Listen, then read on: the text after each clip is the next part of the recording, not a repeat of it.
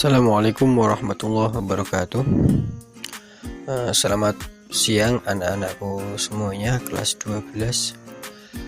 Pada kesempatan kali ini kita akan membahas bab pertama yang berjudul Perkembangan Agama Islam di Indonesia. Materi ini terdiri dari 10 bab penjelasan. Sebelum itu kita akan bicara dulu mengenai kelahiran dan perkembangan agama Islam di dunia. Jadi agama Islam itu lahir dan tumbuh di Jazirah Arab, tepatnya di kota Mekah. Agama ini pertama kali diperkenalkan oleh Nabi Muhammad SAW sekitar abad ke-7 Masehi. Dan pada awal perkembangannya, agama Islam itu sangat ditentang oleh masyarakat Mekah, terutama oleh pemimpin-pemimpin suku Quraisy. Banyak cara yang dilakukan oleh pemimpin suku Quraisy untuk mencegah dakwah Nabi Muhammad SAW, mulai dari bujuk rayu, ancaman, fitnah, hingga penyiksaan terhadap penduduk yang memeluk Islam. Dan setelah ada perintah dari Allah, Nabi Muhammad kemudian hijrah ke kota Madinah. Di kota ini agama Islam diterima dan mulai mengalami perkembangan pesat. Setelah wafatnya Nabi Muhammad, Islam semakin berkembang akibat dakwah yang dilakukan oleh para pengganti Nabi yang disebut Khulafaur Rasyidin. Mereka adalah Abu Bakar As-Siddiq, kemudian Umar bin Khattab, Utsman bin Affan, kemudian Ali bin Abi Thalib. Tak hanya di Jazirah Arab, Islam semakin berkembang juga ke Persia, Yerusalem, hingga ke Afrika. Dan keempat khalifah ini juga mulai menata kehidupan masyarakat yang berada dalam pemerintahan Islam sesuai dengan hukum Islam. Salah satunya adalah Dewan Mal atau pemungutan pajak keuangan Islami, sistem kalender Hijriah, dan juga sebagainya. Nah, sepeninggal 4 khalifah, kekuasaan Islam semakin berkembang oleh dinasti Umayyah dan juga dinasti Abbasiyah. Dan dinasti Umayyah ini beribu kota di Damaskus atau di Syria sekarang. Dan dinasti Abbasiyah beribu kota di Baghdad, sekarang Irak. Walaupun kedua dinasti ini menggunakan sistem monarki yang turun-temurun, namun perkembangan Islam pada masa keduanya sangat pesat sekali. Dan wilayah taklukannya itu semakin luas juga. Bahkan Islam menyebar hingga bagian utara benua Afrika dan akhirnya bisa mencapai daratan Eropa seperti Andalusia, Spanyol. Tak hanya memiliki wilayah yang sangat luas, pada masa ini Islam juga memiliki banyak sekali cendekiawan muslim yang sangat berjasa bagi perkembangan ilmu pengetahuan di masa sekarang. Dan meskipun ada beberapa masalah yang juga kerap melanda kekhalifahan tersebut, namun Islam semakin menyebar hingga ke bagian timur benua Asia, semenanjung Balkan, hingga daratan Asia Tengah. Dan akhirnya Islam pun masuk ke wilayah Nusantara. Perpaduan agama sebelumnya, yaitu Hindu dan Buddha, membuat banyak akulturasi yang terjadi antara kebudayaan-kebudayaan tersebut. Yang pusatnya perkembangan agama Islam di berbagai belahan dunia, termasuk di Nusantara, itu tidak lepas dengan beberapa faktor yang menentukannya, yaitu yang pertama, syarat seorang masuk Islam itu sangat sederhana, yaitu hanya dengan membaca 2 kalimat syahadat aja. Jadi tidak ada upacara khusus untuk menyambut seseorang yang masuk Islam. Kemudian ritual ibadah dalam ajaran Islam sangat sederhana. Orang Islam itu hanya diwajibkan sholat 5 kali sehari dengan tata cara peribadatan yang sangat mudah. Dan hal ini berbeda dengan agama lain yang perlu tata cara peribadatan khusus. Kemudian tidak ada sistem kasta dalam ajaran agama Islam seperti ajaran agama Hindu.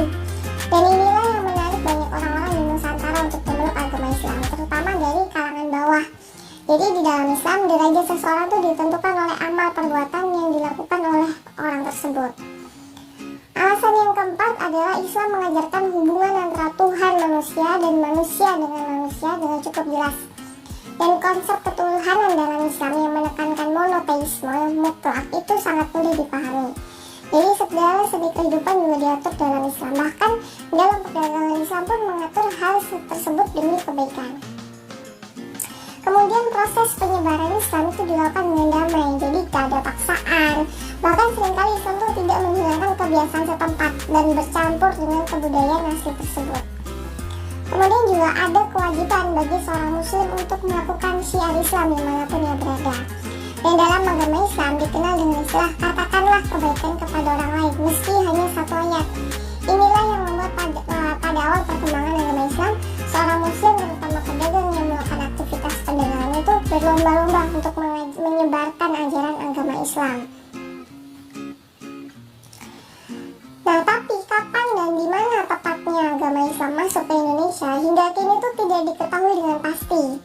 Tapi terdapat dua pendapat umum yang diterima. Jadi pendapat pertama mengatakan bahwa kedatangan agama Islam pertama kali di Indonesia itu pada abad pertama Hijriah atau sekitar abad ke-7. Dan juga pendapat yang kedua adalah pada abad ke-13. Dan di mana tepatnya penyebaran Islam itu pertama dimulai di Indonesia itu belum ada yang tahu. Jadi tidak pasti untuk sejarah ini. Nah, sekarang kita akan membahas pendapat Islam masuk ke Nusantara pada abad ke-7. Apa sih yang mendasari bukti-bukti pendapat ini? Yang pertama adalah catatan sejarah kerajaan Cina. Jadi menurut catatan ini, pada zaman dinasti Tang terdapat rencana orang-orang Tasik untuk menyerang kerajaan Holi yang diperintah oleh Ratu Sima tahun 674 Masehi. Namun rencana tersebut gagal karena kuatnya pemerintahan Ratu Sima. Dan sebutan Tasik dalam berita itu ditafsirkan sebagai orang-orang Arab. Bukti yang kedua atau kejadian yang mendasari pendapat bahwa Islam masuk ke Indonesia pada abad ke-7 adalah berita Jepang. Jadi berita ini menceritakan perjalanan pendeta Kanshin ke Indonesia. Dalam berita tersebut dikemukakan pada masa itu di Kanton terdapat kapal-kapal Pose dan kapal-kapal Tasik kuno. Dan oleh para ahli, kapal Pose ini diyakini sebagai bangsa Melayu. Kemudian pendapat kedua menyatakan bahwa agama Islam masuk ke Indonesia pada abad ke-13. Pendapat ini didasarkan oleh munculnya kerajaan Samudra Pasai yang bercorak Islam pada abad ke-13. Bukti kuat dari pendapat ini adalah sebagai berikut. Jadi yang pertama adalah catatan perjalanan Marco Polo tahun 1292. Di mana catatan ini mengisahkan perjalanan Marco Polo ke Sumatera bagian utara. Dan pada saat itu Marco Polo sempat singgah di kerajaan Islam Samudra Pasai dalam pelayarannya kembali ke Eropa dari Cina.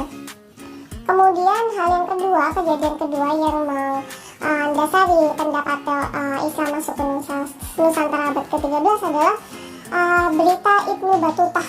Jadi Ibnu Battuta itu adalah seorang musafir atau pengelana muslim yang pada sekitar abad ke-13 Masehi mengunjungi Nusantara. Dan ada pula batu nisan Sultan Malik Al-Saleh, ya, penemuan makam Malik Al-Saleh. Batu nisan berangka tahun Ramadan 676 Hijriah atau 1297 Masehi. Dan Sultan Malik Al-Saleh ini dikenal sebagai pengajar tasawuf yang kemudian menjadi raja di kerajaan Samudra Pasai. Selain mengenai kapan Islam masuk ke Indonesia, para ahli itu juga belum sependapat tentang asal para pembawa Islam.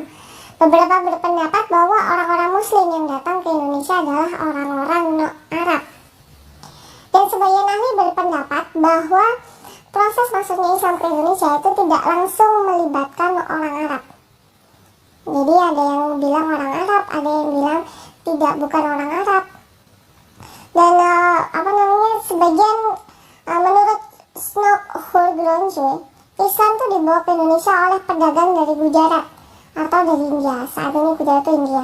Dan bukti-bukti hubungan langsung antara orang Indonesia dan orang Arab itu baru terjadi pada abad ke-17, yaitu pada masa kerajaan Banten dan Mataram Islam.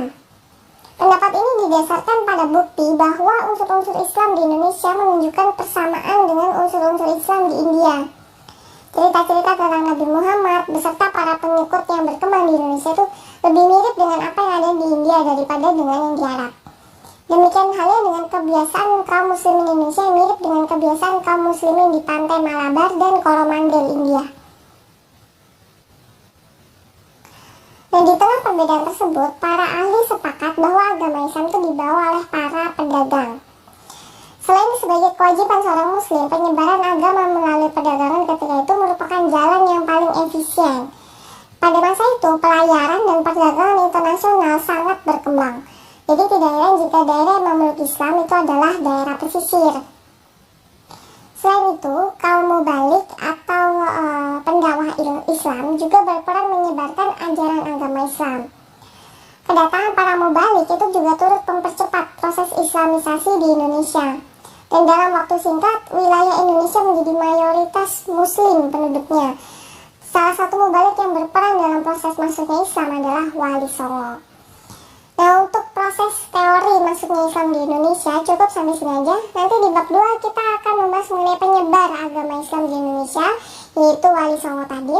Dan selanjutnya juga akan diteruskan dengan bab-bab yang akan lebih membahas lebih dalam mengenai lahir dan perkembangan agama Islam di Indonesia. Dan untuk bab pertama ini saya akhiri sampai sini. Terima kasih sudah